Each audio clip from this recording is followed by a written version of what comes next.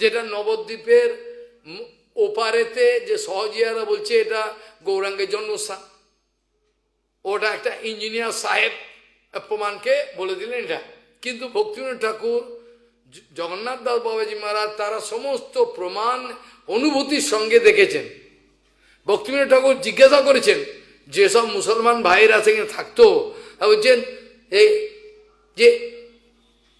এই যে জায়গাটা, এটা ভক্তিবিনোদ দেখেছেন।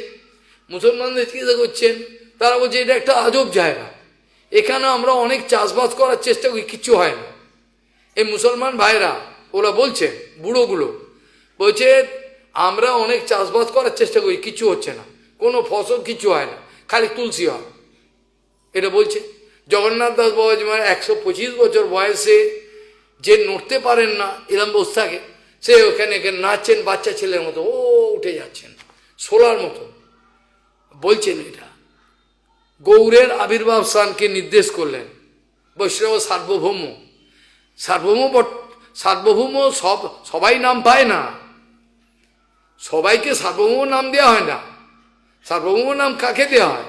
এই সার্বভৌম ভট্টাচার্য পুরো জগতের মধ্যে এক অদ্বিতীয় পণ্ডিত, এর দ্বিতীয় কেউ, তখন তাকে সার্বভৌম বলা হয়।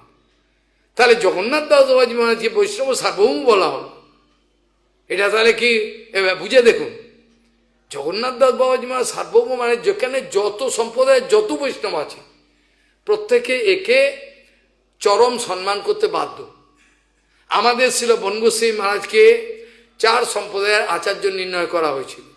4 সম্প্রদায় বনগোস্বামী মহারাজ, যাকে এক আচার্য খিস্তি দিয়েছেন গালাগাল, উনি চামার, উনি কালো, উনি শূদ্র, ওর মতো ছোট লোক কেউ নেই।